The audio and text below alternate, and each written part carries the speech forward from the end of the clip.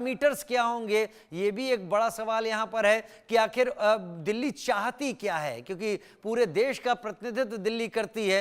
यहाँ पर देश का कोई भी हिस्सा हो जहाँ से लोग ना हो, ऐसा एकदम यकीन के तौर पर सब कह सकते हैं कि हर जगह से दिल्ली के अंदर तो लोग आपको मिल ही जाएंगे, चाहे वो दक्षिण हो, पूर्वोत्तर हो, पूर्व हो, पश्चिम हो या उत्तर हो, और कहीं से भी लोग होंगे। तो हर एक की अपनी राय, हर एक की अपनी सोच, इसलिए दिल्ली में रहकर सबकी भावनाओं को जीतने के तौर पर अपने साथ जोड़ लेना ये एक टफ टास्क होता है।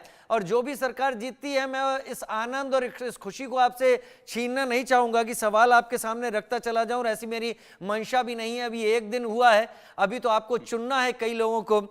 सभी लोग मेरे साथ जुड़ रहे हैं, नवीन कुमार जी भी मेरे साथ जुड़ रहे हैं, परविंदर जी मेरे साथ जुड़ गए हैं इस वक्त, रितु जी मेरे साथ इस वक्त जुड़ी हुई हैं, प्रवक्ता कांग्रेस। रितु जी, मैं आपका ही रुख करूंगा। चुनाव हुए, ये चुनाव कांग्रेस ने अलग रहकर लड़े, कई ऐसे डाटा सामने रखे जा रहे हैं जिनके जरिए कहा जा रहा है, अब उमर अब्दुल्ला ने तो एक ट्वीट तक कर दिया और उसमें कहा कि और आप लोग लड़ लीजिए आपस में, इसके चलते यहाँ पर बीजेपी को एकदम सेल थ्रू करने का सारा मौका मिल गया। खैर, वो उनका अपना ट्वीट था। लेकिन अब वर्तमान सरकार जो है, दिल्ली में क्या उम्मीदें आप लगाती हैं, और क्या आम आदमी पार्टी जो आज सत्ता से बाहर है वो अपनी गलतियों की वजह से आपको बाहर लगती है, या आपको यह लगता है कि आपका साथ नहीं लिया इसलिए बाहर हो गए?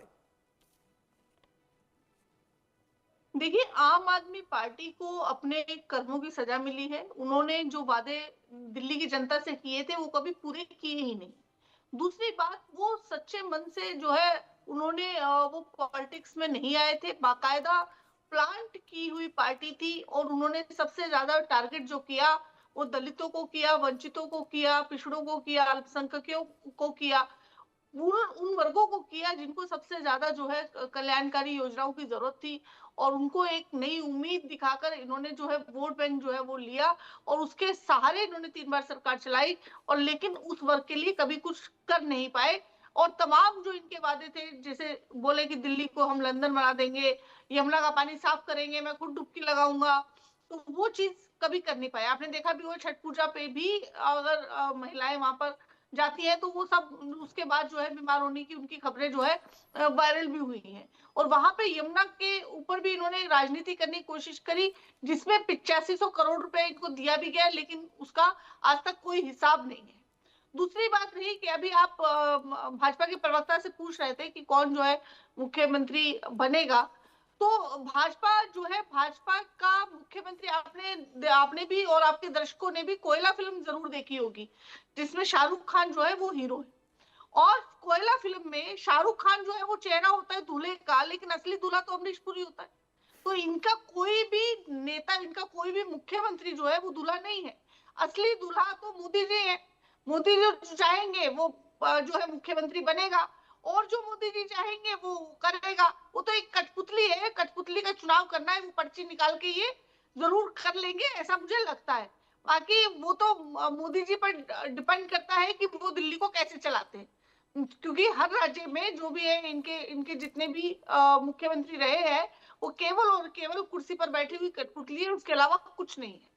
लेकिन मैं ये उम्मीद करती हूँ, क्योंकि जनता ने इन पे भरोसा जताया है, और ये जनता के भरोसे को तोड़े नहीं, जैसे कि हर स्टेट में ये तोड़ने का काम करते हैं।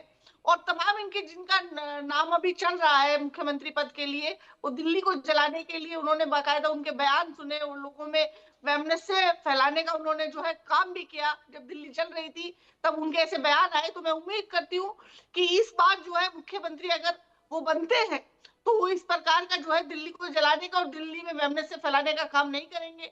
सभी वर्गों को बराबर लेके चलेंगे, और सभी जात और धर्म से ऊपर उठकर जो है एक देश को और देश के भले को, देश के कल्याण को सोचकर जो है वो राजनीति करेंगे और मुख्यमंत्री बनेंगे। चलिए, मेरे साथ परविंदर सिंह सेठी भी इस वक्त जुड़ गए हैं पॉलिटिकल एनालिस्ट के तौर पर। परविंदर जी, आम आदमी पार्टी बड़े वायदों के साथ, बड़े दावों के साथ चुनाव प्रचार में थी, तो और हम सभी उम्मीद कर रहे थे कि जब ईवीएम खुलने शुरू होंगे तब क्या निकलकर सामने आता है, क्योंकि एग्जिट पोल पर सवाल एग्जिट पोल आने के बाद से ही आम आदमी पार्टी ने उठाए थे और ये हम भी सोच रहे थे कि क्या वो एग्जैक्ट होंगे, लेकिन एग्जैक्ट भी हुए और उससे कुछ ऊपर भी गए।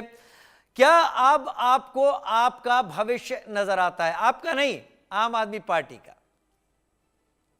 देखिए, राजनीति के अंदर चुनाव होते हैं और चुनाव में हार जीत तो लगी रहती है। देश की जनता, दिल्ली की जनता ने जिस जिस भी पार्टी को मैंडेट दिया उसका सम्मान करना चाहिए, हाथ जोड़ के सर झुका के उसको एक्सेप्ट करना चाहिए और आम आदमी पार्टी को आत्ममंथन करना चाहिए और पूरा चिंतन करना चाहिए कि जो उनकी पार्टी की क्या कमियां रह गई जिससे दिल्ली की जनता ने उनको 3 बार मैंडेट देने के बाद नकार दिया। किन किन चीजों के ऊपर वो खरे नहीं उतरे और किन किन वादों को वो पूरा करने में नाकाम रहे और उन कमियों को दूर करने का प्रयास करना चाहिए। देखिए, पार्टियां चुनाव हारने से पार्टियां खत्म नहीं होती। अभी दिल्ली के अंदर आम आदमी पार्टी की एमसीडी में उनका बहुमत है, एमसीडी उनके पास है, पंजाब में उनके पास सरकार है और अपोजिशन में विपक्ष में बैठने के लिए 22 विधायक उनके जीत कर आए हैं। तो वो विपक्ष की भूमिका निभाने का काम करेंगे और जो विपक्ष की एक बड़ी जिम्मेवारी होती है किसी भी चाहे विधानसभा हो, चाहे लोकसभा हो, चाहे कुछ भी हो, उसके अंदर विपक्ष का एक बड़ा महत्वपूर्ण रोल होता है और उस रोल को अदा करने के लिए विपक्ष में आम आदमी पार्टी बैठी है और उसको मैं समझता हूं तो वो पूरी ईमानदारी से अपनी जो जिम्मेवारियां हैं उसका निर्वाह करेंगे और आगे आने वाले भविष्य में 5 साल बाद वो क्या स्ट्रेटेजी लेके आते हैं। लेकिन जिस प्रकार से बीजेपी का पूरा तंत्र इन चुनावों को जीतने के लिए पूरी पाए हुक और क्रोक और कोई भी दंड भेद लगा के उन्होंने पूरा चाहे उनका छोटे से छोटा कार्यकर्ता हो चाहे प्रधानमंत्री तक हर नेता ने, हर व्यक्ति ने पूरा जोर लगाया है और ये मैं समझता हूँ एक अच्छी बात भी है। और जो party Bharatiya Janata bye party hook का और क्रुक से आपका क्या मतलब है? ये उदाहरण थोड़ा सा नेगेटिव ज्यादा दिखता है, आपको क्या ऐसा लगा जो आपको बाय हुक और क्रुक बोलना पड़ा? जो भारतीय जनता पार्टी। चलिए, बड़ी खबर का रुख कर लेते हैं। इस वक्त थोड़ी देर में बीजेपी विधायकों की बैठक है, दिल्ली बीजेपी दफ्तर में यह बैठक। प्रदेश अध्यक्ष वीरेंद्र सचदेवा, बीएल संतोष बैठक में शामिल रहेंगे, बीजेपी विधायकों से बात करेंगे। वीरेंद्र सचदेवा, सभी बीजेपी विधायक इस दौरान इस बैठक में मौजूद रहेंगे।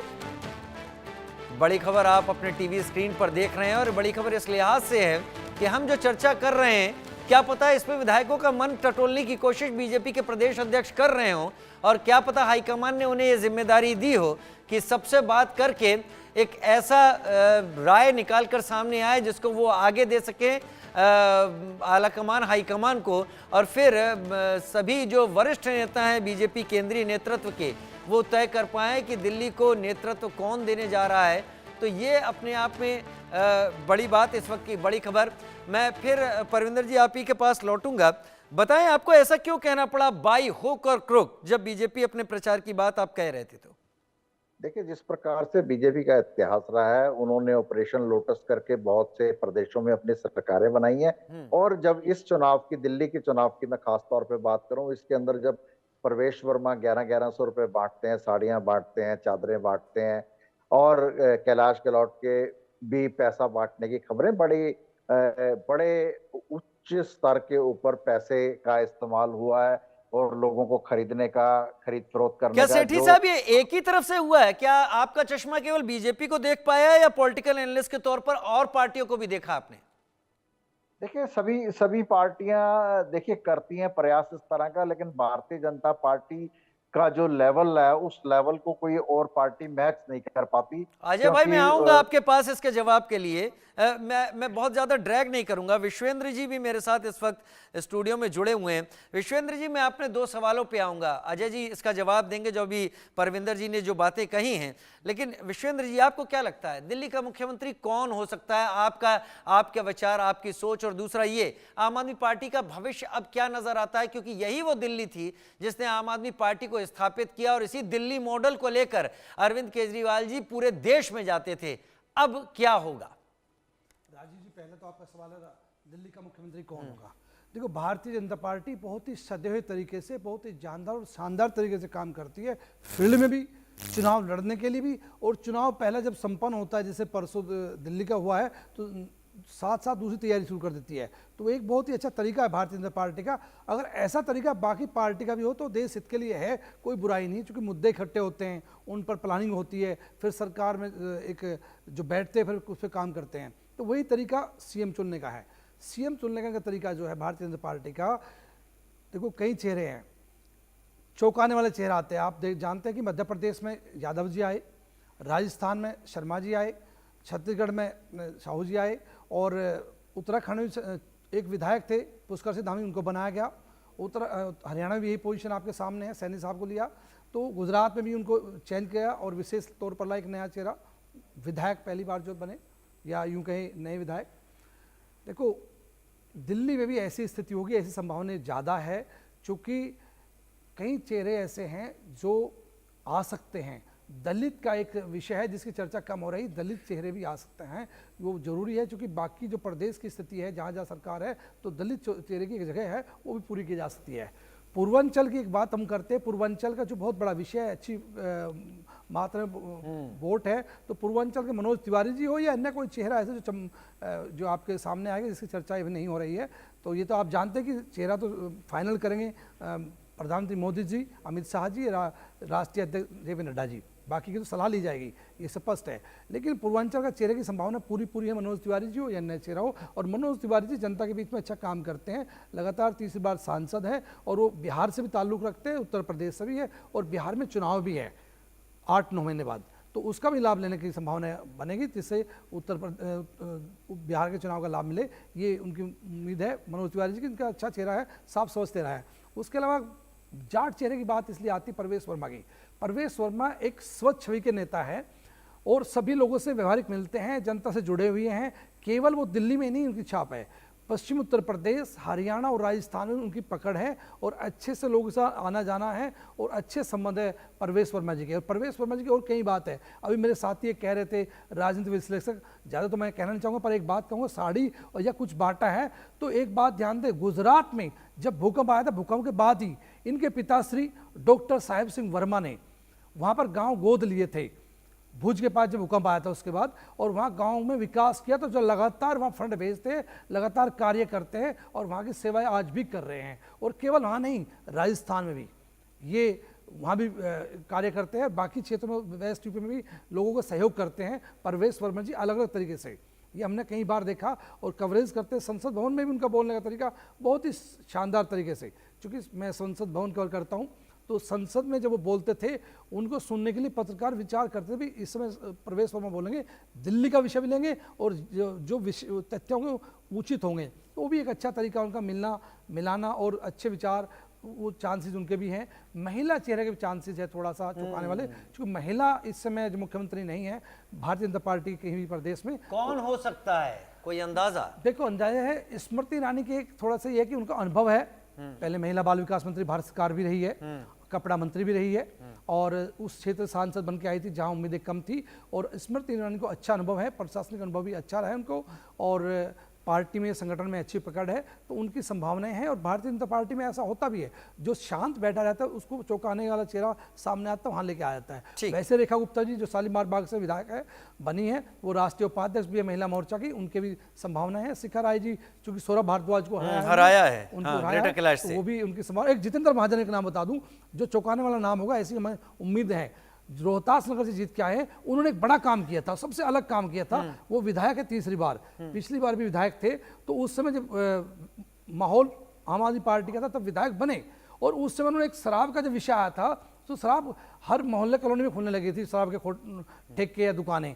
तो उनको रोकने के लिए उन्हें RW को इकट्ठा किया, सामाजिक लोगों को इकट्ठा किया, उनके विचार लिए बताओ आप चाहते हो नहीं चाहते हो, उनको उनके विचार लेके बंद करवाया और वो बड़ा आंदोलन किया उन्होंने, केवल वहीं नहीं आसपास के क्षेत्र। चलिए अगले सवाल का जवाब मैं आपसे आगे ले लूंगा। आम आदमी पार्टी का भविष्य क्या है, मैं रुक कर लेता हूं। अजय सहरावत मेरे साथ इस वक्त जुड़े हुए हैं।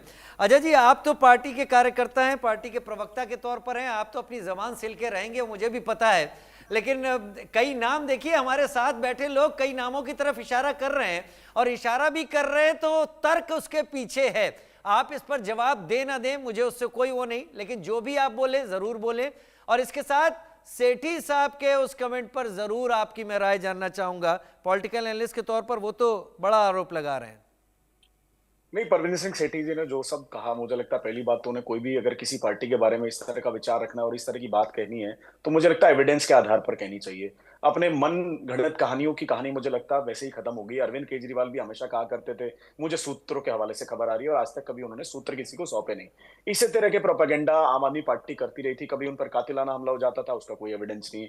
कभी उनको 15 करोड़ के वो आ रहे थे, ऑपरेशन लोटस हो रहा है, भाई हमें खरीदने की कोशिश कर रही है। आज तक उन्होंने कोई FIR रजिस्टर नहीं करी विद एविडेंस और प्रूफ, ना रिकॉर्डिंग, ना मैसेज, ना स्क्रीनशॉट, ना कुछ। तो समस्या क्या है कि इन सब लोगों को ना अपने मन में कहानियां गढ़ने की आदत हो गई है। आपको देखना पड़ेगा। परवेश वर्मा जी ने पैसे नहीं बांटे क्या? सर मैं वही कह रहा हूँ, रुक जाइए। वो एविडेंस नहीं है। अब आतिशी जी के जो PA थे गौरव, आतिशी जी के PA कैश के साथ वीडियो कैमरा पर पुलिस वालों ने धरे थे, आपने उनकी एक बार भी बात नहीं छेड़ी।